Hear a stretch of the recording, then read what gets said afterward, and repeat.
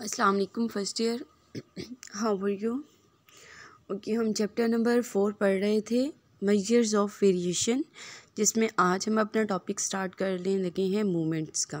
ठीक है, मूवमेंट्स हम स्टार्ट करेंगे, movements about an arbitrary value, और इसका जो बेसिक है वो होता है movement about mean.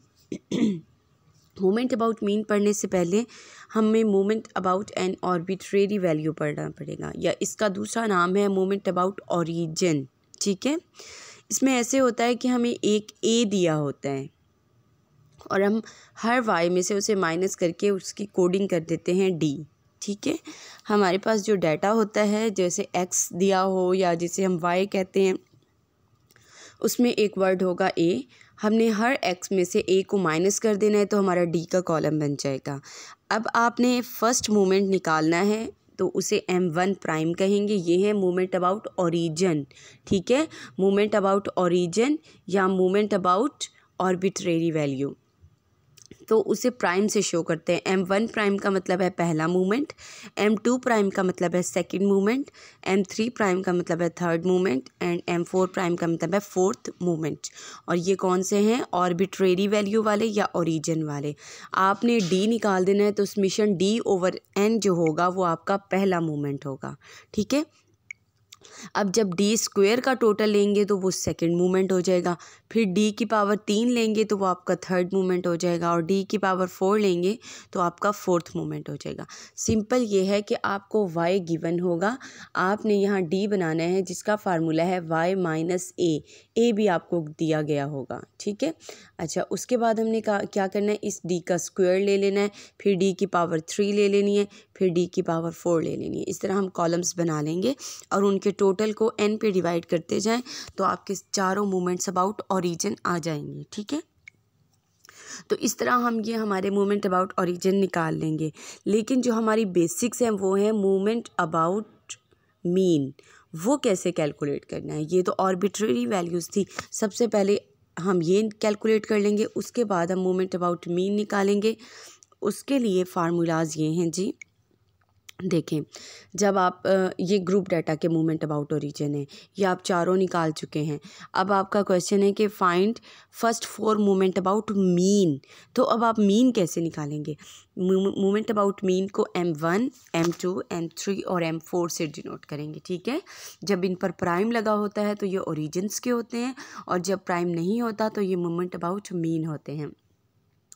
Movement about origin की मदद से मूवमेंट अबाउट मीन को निकालने के ये 4 फार्मूलाज हैं, क्योंकि 4 मूवमेंट है तो 4 ही फार्मूलाज होंगे और चारों आपने तैयार करने हैं। पहला मूवमेंट देखिएगा, ये हमेशा ज़ीरो होता है। क्यों? क्योंकि इसका फार्मूला है m1 prime minus m1 prime. ठीक है, एक वैल्यू में से दूसरी वैल्यू को माइनस कर दें तो वो आंसर तो ज़ीरो आएगा ना। अब सेकेंड मूवमेंट देखिएगा, m2 prime minus m1 prime का स्क्वायर। तो दोनों वैल्यूज़ आपके पास होंगी, फार्मूला में पुट करें आंसर आ जाएगा। ये m3 प्राइम का फार्मूला है और ये m4 प्राइम का फार्मूला है, सॉरी m3 का और m4 का, मूवमेंट अबाउट 3 का और मूवमेंट अबाउट मीन 4 का। तो आपने ये तमाम वैल्यूज़ यहाँ ऐड करनी है, स्क्वायर लेने हैं, पावर 4 लेनी है, आपस में मल्टीप्लाई एडिशन करके एंड में आंसर निकाल लेना है। इसकी मैं एक एग्जांपल आपको दिखा देती हूँ। ये देखें, यहाँ पर हमें मूवमेंट्स अबाउट ओरिजिन पहले हम कैलकुलेट कर चुके हैं और अब हमने उनसे मूवमेंट अबाउट मीन निकालने हैं। तो पहला फार्मूला है m1 prime minus m1 prime, तो दोनों आपस में ये कट के तो आंसर ज़ीरो आ चुका है। अब देखें m2 कैसे निकालेंगे, m2 prime minus m1 prime का स्क्वायर। यहाँ आप m2 प्राइम का आंसर लिखेंगे, माइनस डालेंगे, m1 प्राइम हमारे पास था माइनस 0.3667, इसका आप स्क्वायर ले लें और फिर 43 में से उसे माइनस कर दें। ये आपका मूवमेंट अबाउट मीन 2 आ चुका है। अब अगर आपने थर्ड मूवमेंट निकालना है तो पहले उसका फार्मूला लिखें, हर जगह पे उनकी वैल्यूज़ को लिखें, आपस में कैलकुलेट करके ये आंसर आ गया थर्ड मूवमेंट का। और ये m4 का फार्मूला है, आपने इसमें तमाम वैल्यूज़ पुट की, उसे सॉल्व किया तो ये फोर्थ मूवमेंट अबाउट मीन आ चुका है। ठीक है, इस एग्जाम्पल को बताने का मकसद ये था कि इस तरह आपने डाटा पुट करके मूवमेंट अबाउट मीन निकालने हैं, और डाटा किस शक्ल में है? मूवमेंट अबाउट ओरिजिन की फॉर्म में है। ठीक है, तो नेक्स्ट देखें आप। अच्छा, ये मैं आपको कुछ क्वेश्चंस दे रही हूँ, ये आपने सॉल्व करने हैं। ये पहला जो 4.21 जो ये क्वेश्चन है, ये एग्जाम्पल भी है हमारे पास। Calculate first 4 moment about mean for the following set of examination. आपने पहले 4 मोमेंट अबाउट मीन निकालने हैं, ठीक है। अच्छा, क्वेश्चन नंबर 22 देखिएगा। ये आपको x दिया हुआ है या y समझ लें, ये आपको f दिया हुआ है। अब calculate first 4 moment about of the following distribution about y is equal to 10।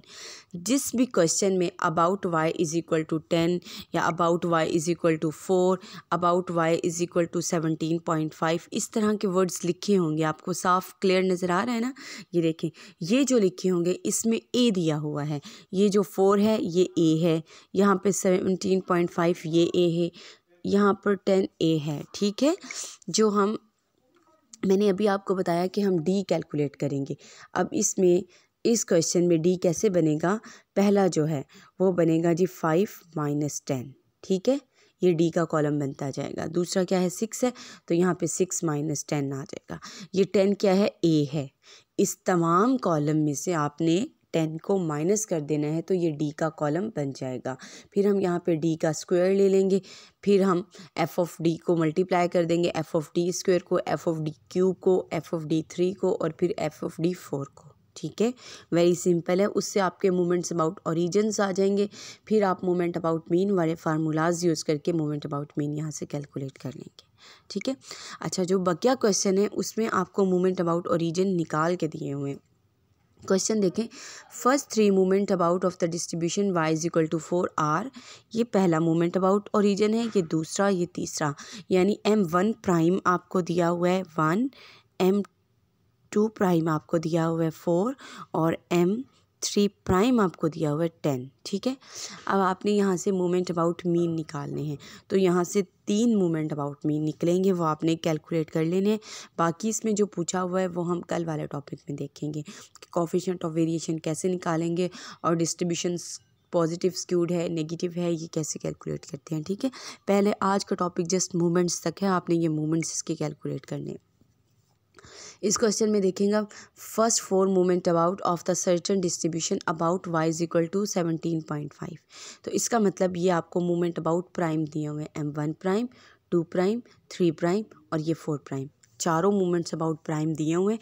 आप फार्मूलाज की मदद से मोमेंट अबाउट मीन इनके कैलकुलेट कर लें, ठीक है। इसी तरह ये क्वेश्चन है summation f, f of y square, ये सारे दिए हुए हैं।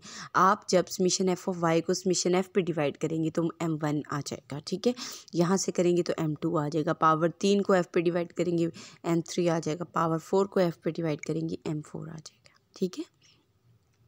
तो आपने क्या करना है, जिस क्वेश्चन में y इज इक्वल टू 4 दिया हुआ है, इसका मतलब है आपको मोमेंट्स निकाल कर दिए हुए हैं, बल्कि वो कौन से वाले मोमेंट्स हैं, प्राइम वाले।